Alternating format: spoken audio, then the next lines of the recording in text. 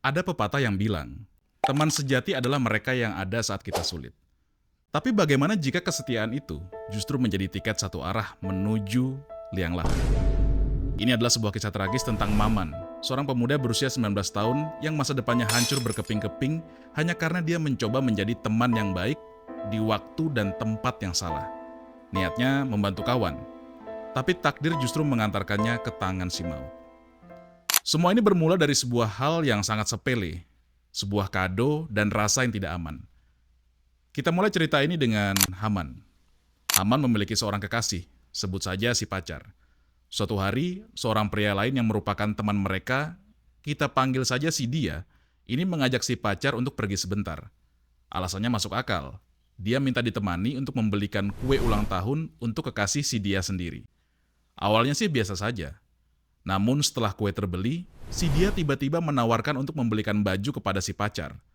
Tanpa pikir panjang, si pacar menerima aja pemberian itu.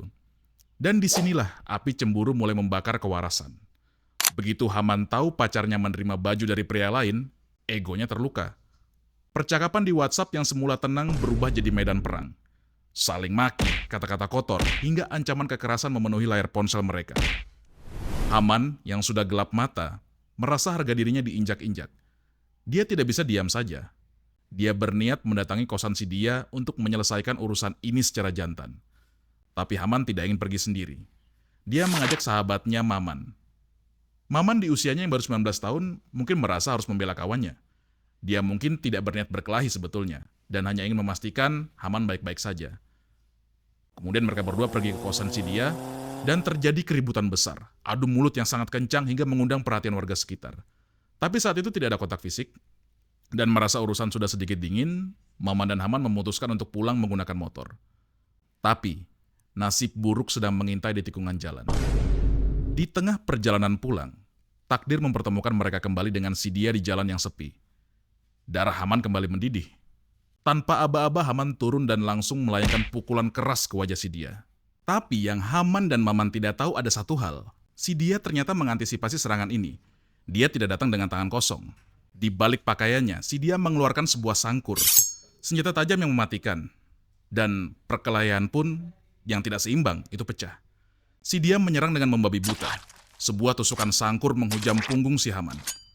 Maman yang mungkin mencoba melerai, berada terlalu dekat. Dan dia justru menjadi sasaran berikutnya. Dalam kegelapan malam itu, sangkur tersebut bersarang tepat di leher Maman. Saksi mata di lokasi kejadian hanya mendengar teriakan minta tolong yang memilukan sebelum akhirnya semuanya menjadi senyap. Di atas aspal yang dingin, Maman dan Haman terkapar bersimbah darah. Warga segera mengamankan si dia beserta barang bukti sangkur yang masih memerah. Ambulans pun datang. Harapan sempat ada. Haman berhasil dilarikan ke rumah sakit dan mendapatkan perawatan intensif hingga nyawanya tertolong.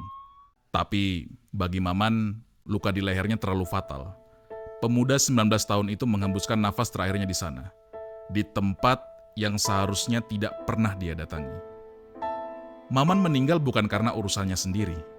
Dia meninggal karena cemburu buta orang lain. Karena kado baju yang sebetulnya sepele aja. Dan juga rasa setia kawan dia yang tidak pada tempatnya. Dan kini, si dia harus mendekam di penjara. Kemudian Haman harus hidup dengan bayang-bayang perasaan bersalah karena melibatkan sahabatnya. Dan Maman kehilangan segalanya. Tapi satu pertanyaan yang mengganggu pikiran saya, gimana dengan si pacar? Perempuan yang awalnya itu menjadi sumber malapetaka ini.